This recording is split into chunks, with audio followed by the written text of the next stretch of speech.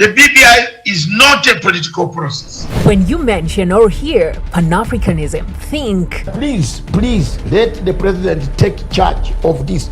No more bloodshed. Punchline Africa Television. Here, we're all about events. Why don't we build cottage industries that can employ so many of these younger men? Why do you bring them to dance with the wheelbarrow? On a 360 degrees overview on what's making news in Kenya and Africa at large. A partyless DP risks an impeachment. What's more, facts matter to us. Join us as we give you the daily punch on things that matter to you. Punchline Africa Television for Africa, by Africans.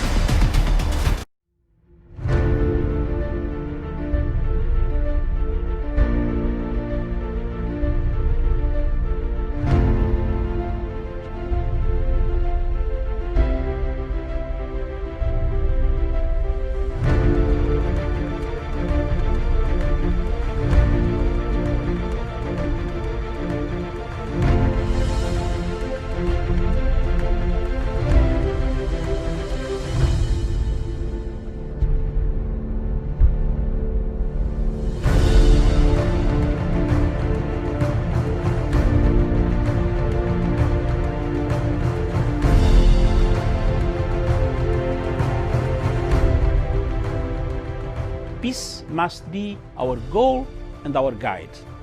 And that we strive for as a human family, dignity and hope, progress and prosperity, depends on peace. But peace depends on us.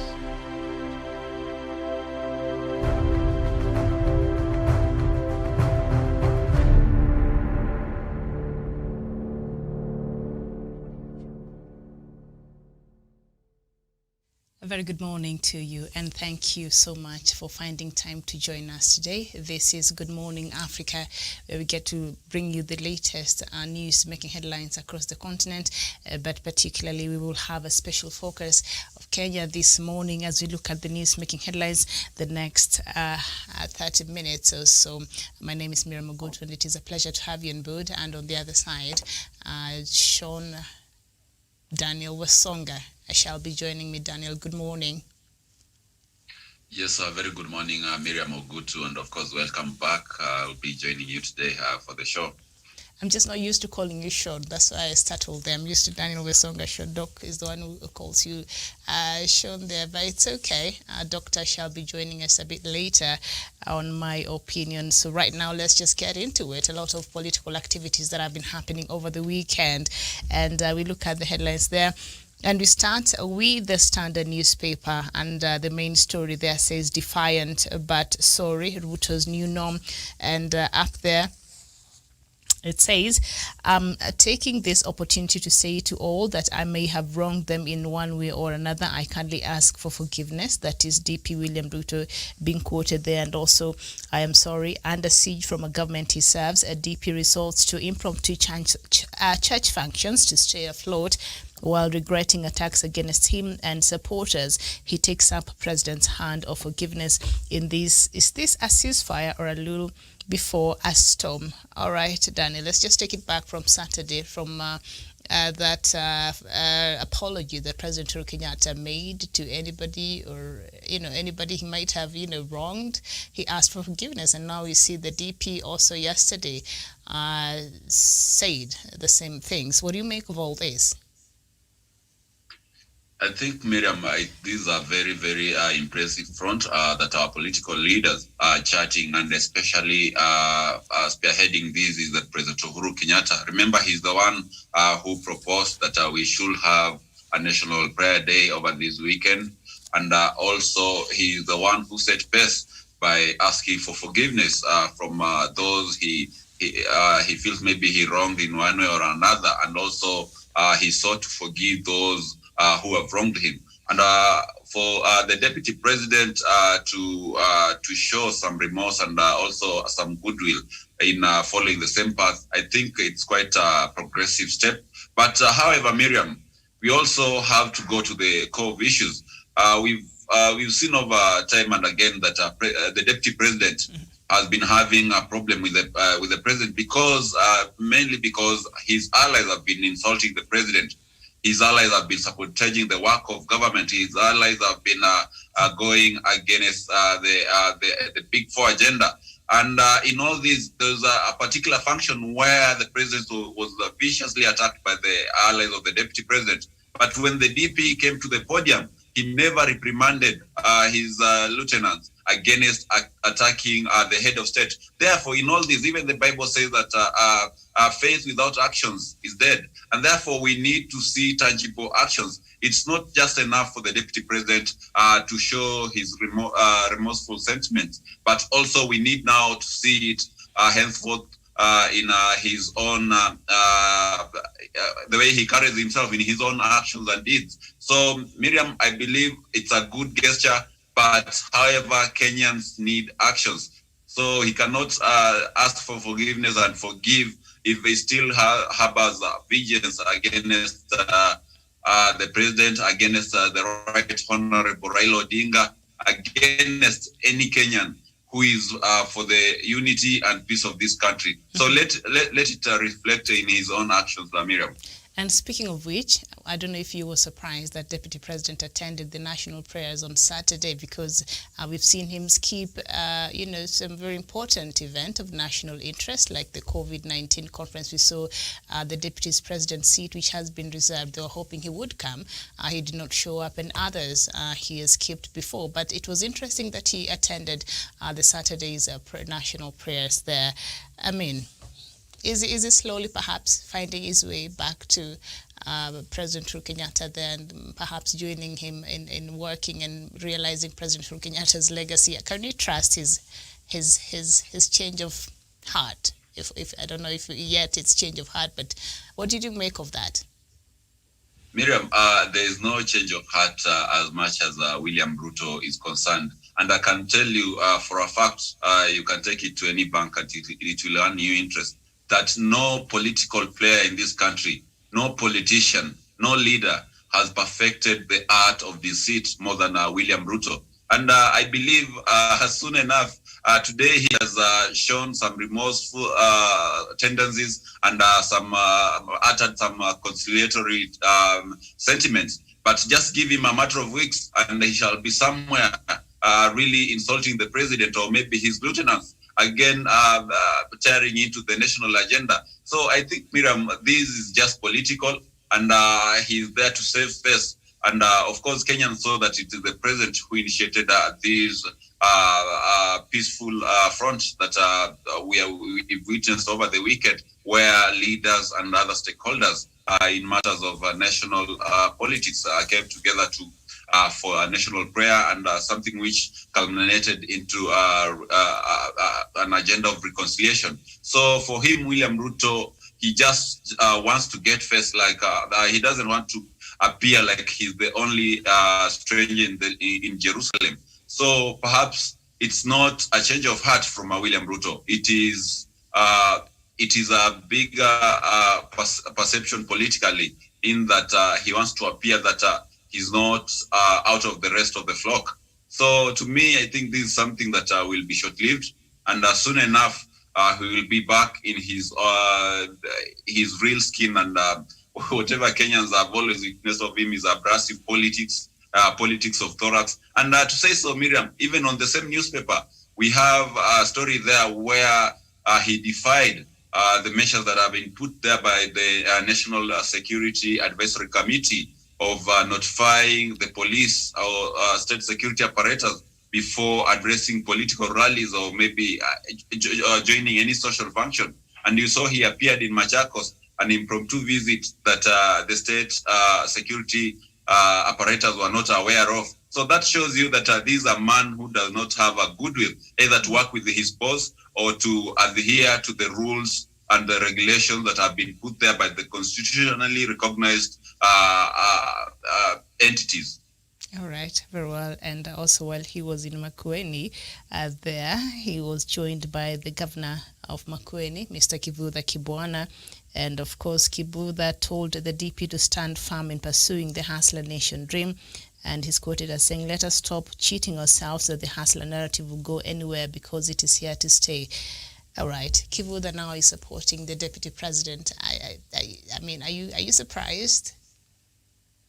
You know, one thing, Miriam, sometimes politics can be very deceiving, and that is what advisor is just more than being a serving governor. So Kivutha Kibwana thought with all that grandiose people will come to him and be able to endorse him as the next president. And now with that dream swiftly dashing away and becoming more of a mirage, he sees no other opportunity other than to join hands with William Ruto. Because when you look on the other side, it has so many people who equally have a chance to become the presidents of this Republic of Kenya. When you look at Kalonzo Musyoka, who is working with the president, when you look at Raila Odinga, who has been seen as a frontliner on the other side, when you look at Alfred Mutua, who is also leaning towards the president, is an able man also. So I think Kivutha is just trying to seek some relevance, some clout, and therefore, from maybe his own wisdom, he sees that the grass is not green on this other side, and therefore he has to run towards William Ruto. But in retrospect, Miriam, when you look at it, standing with William Ruto in a region which has perceived previously to support Raila Odinga, not only once but twice, it will spell quite a disaster on his political ambitions. Mm-hmm. And I don't think such kind of a relationship is deemed to persevere and maybe outlive the times that are coming ahead. Mm-hmm. I think it's something that will be so short-lived, and it might not materialize in something substantial. All right, very well. And while President Uhuru Kenyatta was leading the nation with the National Prayer Day there at State House, his other brother, Raila Odinga, was in Bondo and hosted a contingent of Gikuyu leaders there in Bondo. Quite interesting there, and we have to talk about that. Of course, that was the main stories over the weekend. And we see even on the front pages of the Standard newspaper, it says, "The future of Mount Kenya is in ODM." Raila fundraiser Jimmy Wanjigi joins ODM leader at a church function in Siaya and asks President Uhuru Kenyatta is back here to join the Orange Party to secure their political future. Who would have thought? All right, let's look at that story on page 7.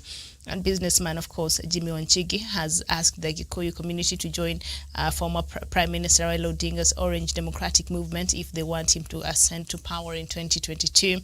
Speaking during a church fundraiser at Bondo Anglican Church, Mr. Wanjigi asked the community to join him in the party, which he described as his home. He says he's a life member of party. But forget all of that. The fact that these very leaders in the Mount Kenya region went to visit the home of former Prime Minister Raila Odinga.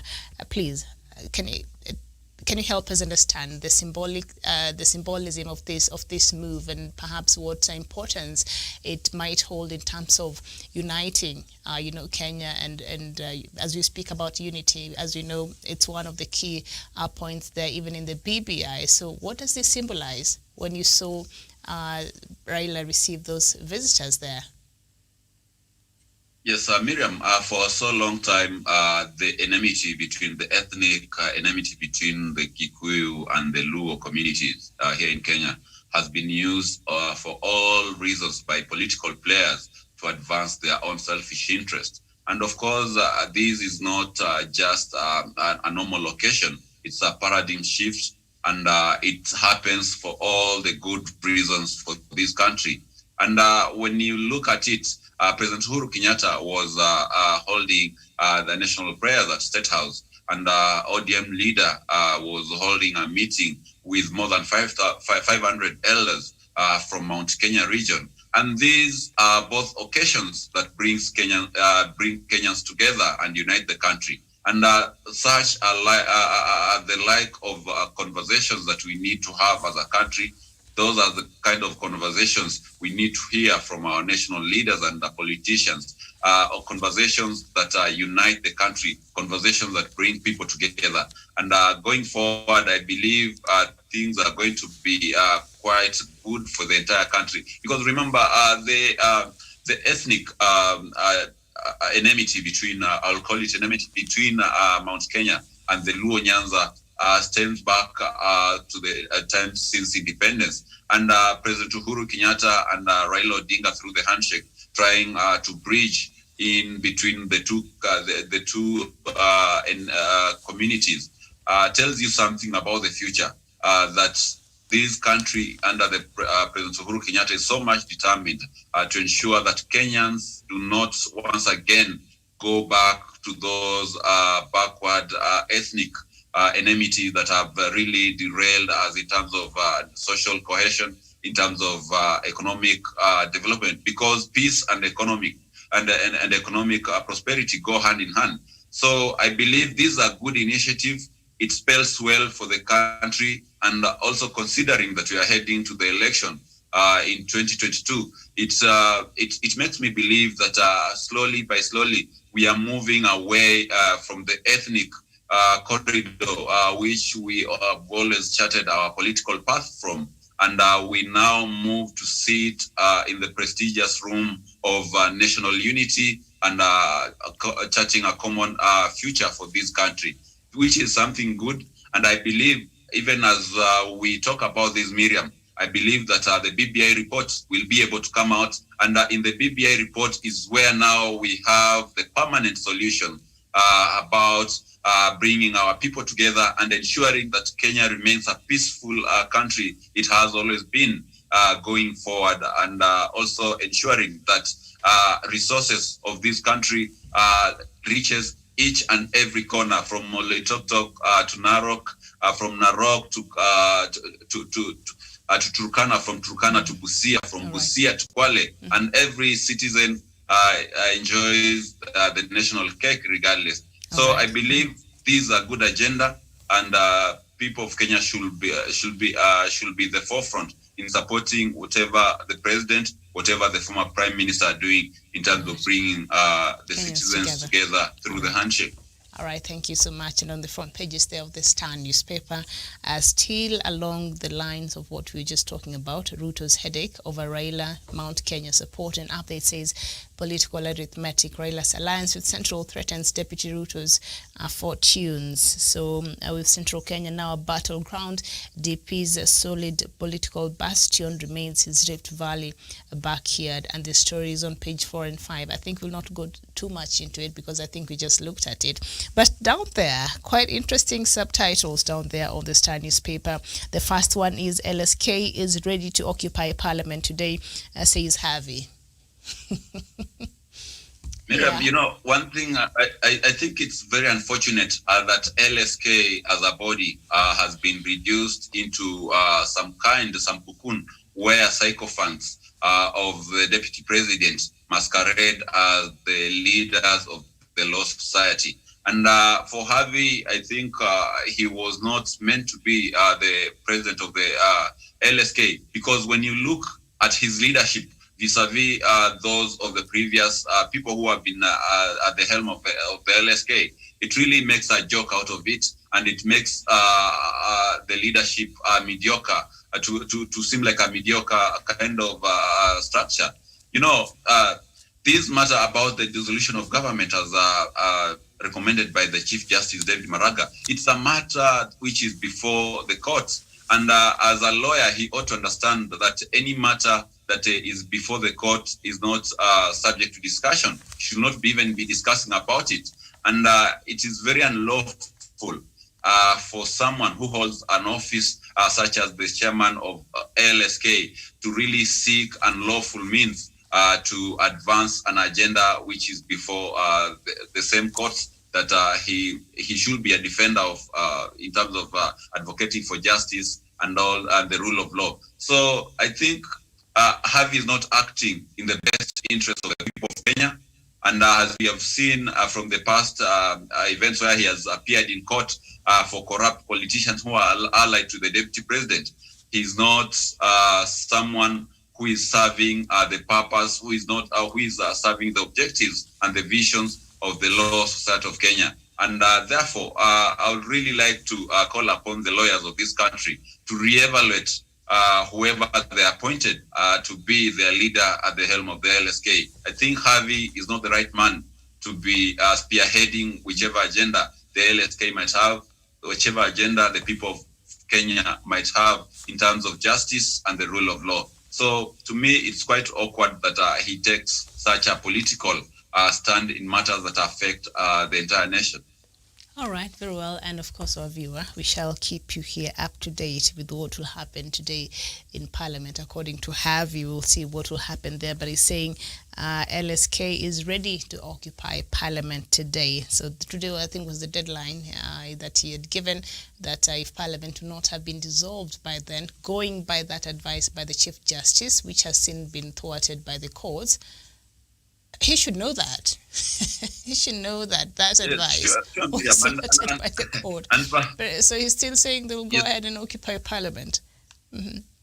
I think, Miriam, it's very unfortunate that the LSK chairman has become a heckler more than an intellectual that we expect him to be. And therefore, perhaps today, if he insists on going to occupy Parliament, regardless of what the law says about such matters, then I think it will be only noble that the state, through its security apparatus, ensures that such kinds of belligerence and breach of the law are met with quite some force in order to ensure that our parliamentarians are protected from these unlawful acts, and also to ensure that we abide by the rule of law. Because you cannot be advocating for the same law, but when it comes for you on your part to exercise the same law, you become quite defiant, like Harvey is doing. So I hope that today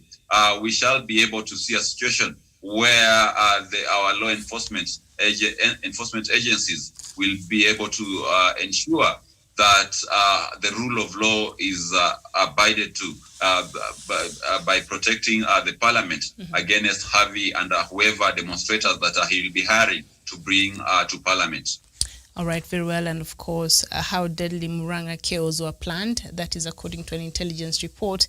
And you remember that happened over a week ago in Murang'a, where DP was supposed to be visiting there. And the story is on page 8. The Star, you numbered wrongly because I went to page 8 and I didn't see the story. But it is on the Star newspaper. If you can look for it, you can get the details of that.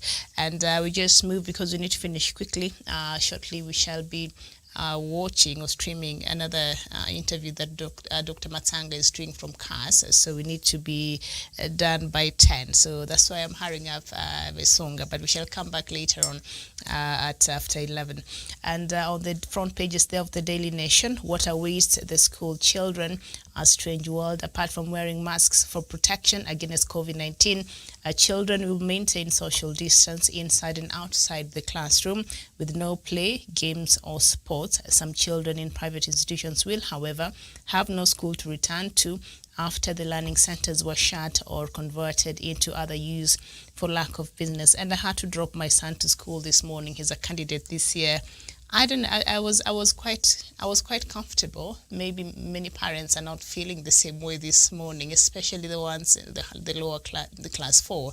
But yeah, I mean, the schools, we have to go on with our lives, right? Or we just would have waited until now it's too late. We can't even have that conversation.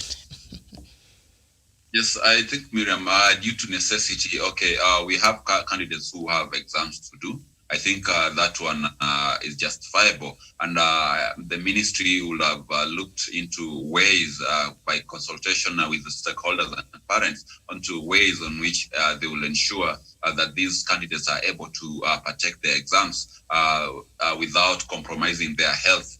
And of course, these are candidates for primary who have been in school for the last 7 years and are in high school for the last 3 years. And therefore, with the content that they have been taught, they can, I believe the Kenya National Examination Council can be able to set an examination that really is equal to such an extent of learning, and be able to give it to the students. But for the rest of the learners, I think we are a bit rushing things, and the situation as it is right now, it's a bit tricky, so to say, for these young souls to go back to school. And remember, when you say that there will be social distancing, these are young kids, especially for primary students. These are young kids who cannot be able to strictly adhere to the said measures. At one point in time, they'll be forgetful and act in total disregard of these measures. And that puts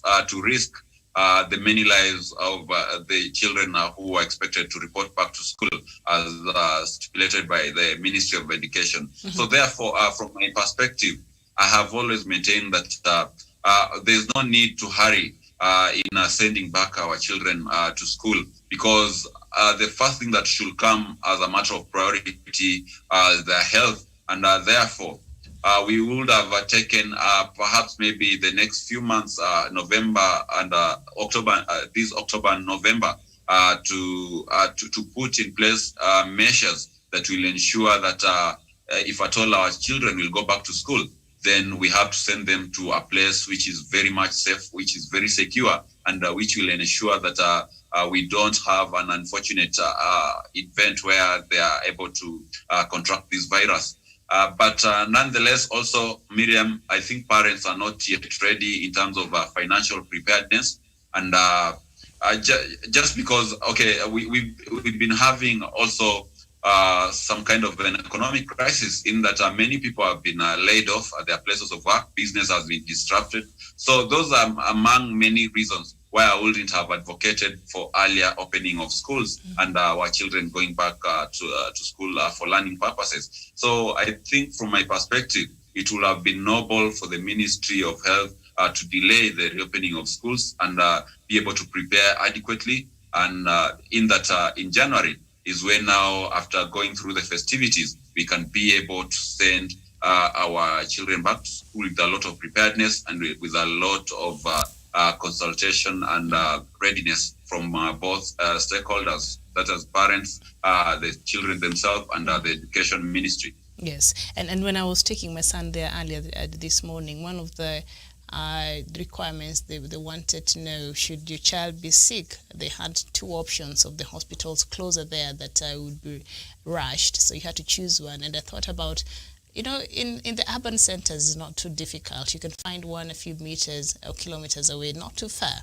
But for the child who is somewhere down there where you have to walk kilometers upon kilometers, and that is your nearest health centers, so should something happen to you, and then you have to be rushed there. I think the disparities that we have, you know, when it comes to even learning and other very important amenities in this country sometimes, I think, should President Uhuru Kenyatta really succeed in achieving, you know, like the universal healthcare, I think that will go a long way in ensuring Kenyans from all over this country are able to access healthcare and quality healthcare. I think that will go a long way in easing up the burden that a lot of Kenyans have when they have to access the medical facilities in this country. And so I think we have to put a stop now, Daniel. We shall come back later. Thank you so much for your time this morning, and thank you so much, our viewer. We shall be back past 11, but right now, Dr. Matanga will be coming in with an interview from CAS TV. From us here, good morning, team. A very good morning to you, Amira Mugutu, and bye-bye for now.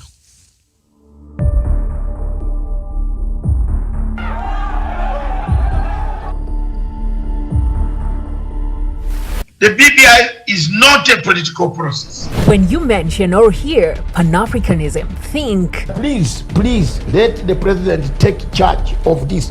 No more bloodshed. Punchline Africa Television. Here, we're all about events. Why don't we build cottage industries that can employ so many of these younger men?